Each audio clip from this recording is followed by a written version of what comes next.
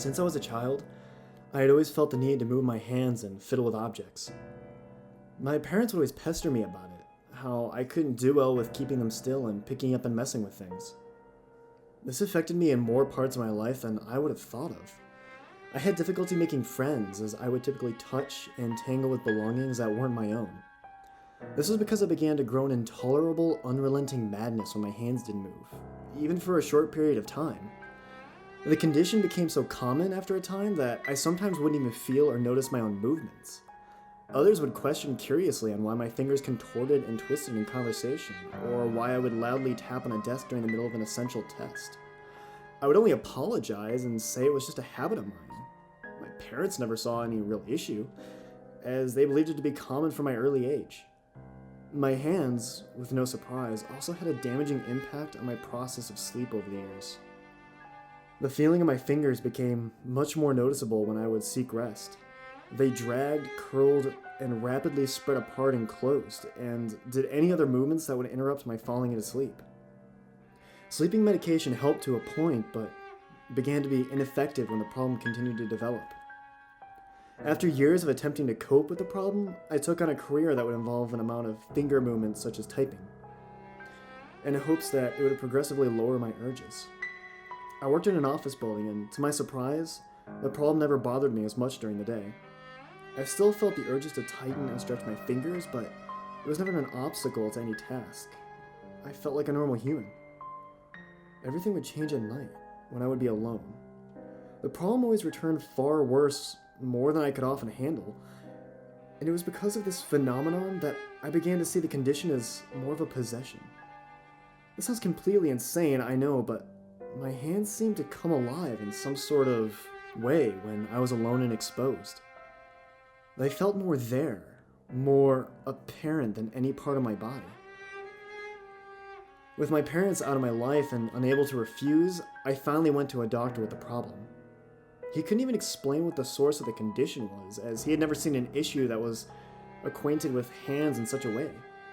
He compared it most to restless leg syndrome, which was classified as urges to move the leg muscles to cease uncomfortable sensations. Had my problem not been as bad as it was, I would have gone by this comparison. My problem was not urges. I was positive that my hands physically moved themselves, that it was something that I had no real control of. The doctor's only words of advice were to do regular activities that would exercise my hands and fingers, movements that would, in a way, satisfy and possibly remove the urge over time. This only led to my fingers moving more, taking more control, and seeking more attention than before. I remember a particular night where I first attempted to physically restrain my own hands, in hopes of sleeping well for the first time in years. I used a roll of duct tape to wrap each hand, forcing each joint and knuckle into a tight, immobile fist. My hands were hardly stopped. After only minutes, they began to shake and burn under the tape, rubbing against the material in a cold mix of sweat and burns from the friction. I forced my arms down to my sides as I lied on my bed, sweating entirely as my fists began to itch and burn and ache. They'd always felt like some sort of living, controlling being, and I had put it in a cage which it was desperate to be free. I sawed the tape off with a knife as soon as I felt the pain begin to spread up my wrists, going as far as my upper arms. This horrified me enough to where obeying my hands felt like the greater option. Once my hands were completely free, they went uncontrollable. They twitched and jerked at a speed that I would not even expect a human body to be capable of. The beast that I believed to be my hands was now in a blind rage, with every muscle and bone moving all at once. They moved without my restraint until they began to slow to a stop, stalling as if it were a vehicle empty on fuel.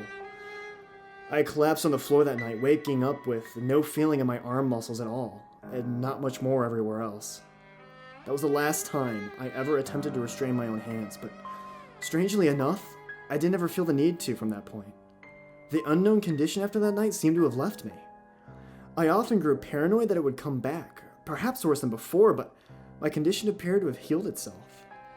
I could still feel my hands as part of my body, but in the same way that I believe any normal human would. Perhaps the spirit that I thought possessed them became bored, unsatisfied with my suffering, and simply departed. I pondered these ideas, but never fully questioned why it was gone, as I was unmeasurably relieved to have my hands at peace. A year later, I experienced a nightmare. A dream that was the first sights of the condition since it had stopped. I had dreamed of my own hands coming to life, rising above me as I awoke from a pleasant sleep. They rapidly rose above my head, pulling my arms along with them until I could feel them crack and break from stretching. The hands twisted as if trying to escape from my joints, like my body was their own prison. I felt them beginning to rip away until they slowly lowered down, both in sync with each other's movements. They moved like they were their own machine, as I could only helplessly watch as they lowered themselves in front of my face with all fingers extended. Seconds passed with no movements or sounds, and then both hands clasped around my neck in one motion. My vision blacked out. And then I awoke from a nightmare. I was drenched in sweat, breathing heavily as anyone would after waking from a horror. And I turned my head to look out my window and saw a full moon in the sky, which streamed light over my face, and most of the room as well. The rest of my body felt still, including my hands. I only stared at my ceiling in a relieving happiness, knowing that I had just experienced was something that was not reality. Then, like I had snapped completely awake, I turned my thoughts to something that was moving. I immediately sensed my hands, but they felt undisturbed. My right hand was the same as it was, with no feeling of movement. The same as for my left hand, except for its index finger. It tapped, slowly, in a calm but noticeable rhythm. It was so consistent that I began to count along with it in my head. 1, 2, 3. I did this as I was shaking, terrified because of what I felt was coming. I viewed each tap of my finger as more of an audible footstep, an invisible being approaching to possess my hands and wreak destruction on my body and my sanity. My hand began to occasionally twitch as the finger continued to tap and tap. It wasn't long until the finger began to tap faster, harder. My left middle finger joined in its rhythm, bringing more fear of my approaching suffering. I shook on my bed, still motionless, thinking of what I could do to prevent my hands from springing to life. I had no ideas of bonding them again, as I didn't want to bring on its aggressiveness sooner. My left ring finger began to tap along with all 3 fingers now, sounding like the light beat of a drum. They continued to grow in speed and strength, with my hands beginning to shake more entirely. I leapt out of bed and stood to my feet, and the second my right hand began to move. I searched around the bedroom looking for any sort of restraint that I could guarantee my safety with. I opened my nightstand drawer to find the roll of duct tape, the same that I had used years ago. I went against my earlier state of mind and went to grab for its use. The second my right arm had touched the tape, pain shot through it, which continued up my entire arm. I screamed and immediately withdrew. It was back! Both my hands, angered with my attempted efforts, began to move and contort at their own will. It took much of my strength to keep them down at my sides, which made my body rapidly become weaker. I searched for a stronger restraint, only until the real solution came to my mind. I had so long made an effort to restrain, to control the problem I had. I had never thought to destroy. I stumbled to the bathroom, still using much of my energy to keep my hands down. I had trouble opening the door with my hands moving the way that they were. Each finger retreated from the doorknob with every reach, fighting to keep me trapped in the bedroom. I managed to get in by using both hands. I only opened a few drawers in the bathroom until I found the knife I was searching for. My right hand immediately began to reject as soon as I touched it, causing a burning in both my hands that nearly caused me to withdraw. I wasn't going to let it happen, as I was determined to not be literally killed by my own hands. Pain began to spread through my entire body as I gripped the knife tightly in my right hand. I went down and my left hand burst. I felt no difference in pain with the index finger when it went first. I slammed the knife down on it with most of my strength I had left to use, and it went with no resistance. The middle finger wasn't as easy. The knife slammed down on it, but only went halfway through. This may have been because I had less strength to use on the next swing, and it went on the second hit. The ring finger also went with only one swing. Blood began to drain out of my now desecrated hand, and then moved across the counter and onto the floor. Rather than swing down on the pinky, it severed off easily with a few saws of the knife, which took little to less energy than a full swing. I was just about to move on to the thumb when I realized the ineffectiveness of my current efforts. I wouldn't be able to cut off my other fingers in the same way, as I wouldn't be able to hold the knife properly. What remained of my left hand continued to spastically flail for life. I had almost accepted defeat, but I remembered a feature of my apartment. The sink in the kitchen had a powerful garbage disposal unit. The idea at any other moment would have been utterly insane, but in my current suffering, I was perfectly desperate to make it happen. I walked slower to the kitchen than I did to the bathroom. Blood continued to stream out of my left hand remains. Pain was raging throughout my entire body at this point, as my hands punished me for my efforts of escape. It was becoming nearly impossible to keep them down, away from what other damage they could cause. I arrived in my kitchen and used my almost uncontrollable right hand to remove the drain filter from the sink. I immediately shoved my entire left hand down the drain, careful not to include my wrist with what I was about to erase.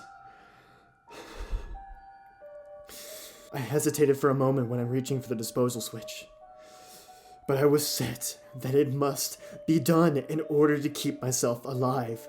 I turned on the switch, and I screamed as I felt my remaining left hand begin to grind away. The pain, it was worse than before, but I couldn't tell if it was the pain from shredding of my hand or from the spirit that was rejecting my efforts. Time felt slower, but it took about 15 seconds for the rest of the hand to be shredded away. I pulled my right hand from the drain, and I didn't look at what remained. I went straight to complete my right hand, which was now completely still and calm. I paused, questioning why the hand had ceased its efforts. I snapped to my senses. It was trying to fool me into stopping and keeping the hand alive. It gave me the perfect moment to put the complete right hand into the drain. I used the end of my left wrist, which was now a bloodied stump, to turn on the disposal again. All the pain that I had felt came back from before at twice the force. I screamed even louder as my first right fingers went away at a slower pace. I could feel each finger flailing to escape the drain as they sunk deeper, being cut to silence as they were blended into a red pulp. Like the left hand before, the feeling in my hands stopped after a time, at the point at which they were no longer there. My entire body still shook as I pulled my right arm out of the drain. And I collapsed on the floor, letting each arm crash against me as I fell unconscious with all of my energy drained. I awoke in a hospital bed. My memory was hazy, but I still knew where I had just come from and what I had been through. I wasn't sure how long I'd been there, but it must have been recent, as I still felt a slight pain in both my wrists. I looked down to see both ends of them heavily bandaged. I felt victorious at the sight, knowing that my hands had been destroyed. I will no longer be controlled or haunted by them, like they had done to me all my life so far. A doctor walked into the room and performed a standard checkup procedure. He asked me a few questions and explained that I had been asleep in the hospital for a few days. He told me that another apartment resident had heard screams and called the authorities. They had arrived in my apartment to find me unconscious on the kitchen floor with a deadly amount of blood pouring from where my hands once existed. A trail of blood could also be found from the sink drain, where they then knew that I had mutilated my own hands. I tried explaining to him my situation, that I had acted to save my own life, and he listened to my story, but his expressions were not looks of understanding. His only response was that he would talk to me once again in a few more days. He told me to try and keep relaxed, that I would be perfectly safe and okay despite losing both my hands. I knew that he, and most likely everyone else, believed I had gone mad, but I didn't care at the moment. I felt at peace again, conquering what had claimed control of my life all this time. My happiness made me laugh out loud quietly as I simply stared at the ceiling from the hospital bed. I felt rather rested, which was unfamiliar to me. I didn't want to try and sleep again. I only continued to laugh and I found myself blinking. It was very calming, as it had a form of rhythm to it. It remained consistent, so I counted along with it in my mind. 1, 2, 3.